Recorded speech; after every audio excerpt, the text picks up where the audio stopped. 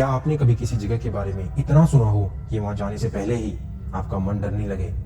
मतलब आप वहां कभी पहुंचे भी नहीं, लेकिन दिमाग पहले से कहानियां बना चुका हो। आज मैं आपको एक किले की कहानी नहीं सुनाने वाला। आज हम बात करेंगे डर की उस जगह की जहां लोग सिर्फ इतिहास देखने नहीं जाते, बल्कि अनजाने में अपने ही मन का सामना करने पहुंच जाते हैं। नाम है भानगढ़ किला। लेकिन जरा रुकिए, अगर आप सोच रहे हैं कि यह सिर्फ भारत का सबसे भूतिया किला वाली कहानी है, तो आज शायद आपकी सोच बदलने वाली है। क्योंकि असली सवाल यह नहीं कि भानगढ़ में भूत है या नहीं, असली सवाल है भानगढ़ हमें इतना बेचैन क्यों कर देता है। अब ध्यान से सुनिए, क्योंकि यहीं से कहानी शुरू नहीं बल्कि खुलनी शुरू होती है। जरा कल्पना कीजिए, अरावली की पहाड़ियों के बीच बसा एक विशाल किला, चारों तरफ खामोशी, टूटी दीवारें, खाली मकान और हवा जो चलती तो है लेकिन जैसे आवाज दबाकर चलती हो। दिन में भी वहाँ एक अजीब सन्नाटा रहता है। आपको पता है सबसे अजीब बात क्या है?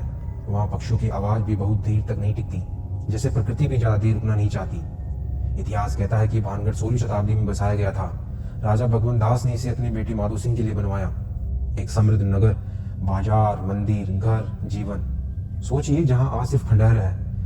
कभी वहां बच्चों की आवाजें गूंजती होंगी, दियों की रोशनी जलती होगी, लोग सपने देखते होंगे, लेकिन फिर सब कुछ खत्म हो गया अचानक। इतना अचानक कि लोग कहते हैं शहर बस छोड़ा नहीं गया, जैसे भागकर छोड़ा गया हो। अब सवाल उठता है, ऐसा क्या हुआ था?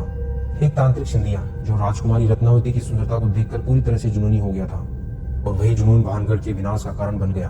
तांत्रिक ने राजकुमारी को वश में करने के लिए एक इत्र की शीशी पर कोई काला जादू किया, लेकिन राजकुमारी ने उसे एक चट्टान पर फेंक दिया, और वो चट्टान लुढ़कती हुई तांत्रिक पर जा गिरी, और मरते हुए उसने श्राप दिया कि पूरा नगर नष्ट हो जाएगा, वहां कोई कभी शांति से नहीं रह पाएगा। आज भी लोग कहते हैं कि किले में कोई भी छत टिक नहीं पाती है। हम आपसे पूछता हूँ, क्या एक श्राप सच में एक पूरे शहर को खत्म कर सकता है, या श्राप सिर्फ एक कहानी है जिससे हम किसी अनजानी त्रासदी को समझने की कोशिश करते हैं? क्योंकि इतिहास हमेशा पूरी सच्चाई नहीं बताता। कभी कभी कहानियां इतिहास की खाली जगह भरती हैं, लेकिन यहीं से असली बेचैनी शुरू होती है। भानगढ़ में एक नियम है, सूर्यास्त के बाद प्रवेश वर्जित है। अब जरा सोचिए, भारत के हजारों किले हैं, लेकिन ऐसा नियम बहुत कम जगहों पर क्यों? सरकारी बोर्ड साफ लिखा हुआ है, सूरज ढलने के बाद रुकना मना है। क्यों? सुरक्षा कारण, जंगली जानवर, या कुछ ऐसा जिसे शब्दों में नहीं लिखा जा सकता? अगर आप वहां होते और सूरज धीरे धीरे पहाड़ियों के पीछे छिप रहा होता, तो क्या आप रुकना चाहते या बिना कारण जल्दी निकलना चाहते? ज्यादातर लोग बिना वजह जल्दी निकलते हैं, और यही सबसे दिलचस्प बात है। डर हमेशा दिखाता नहीं, कभी कभी शरीर पहले महसूस कर लेता है।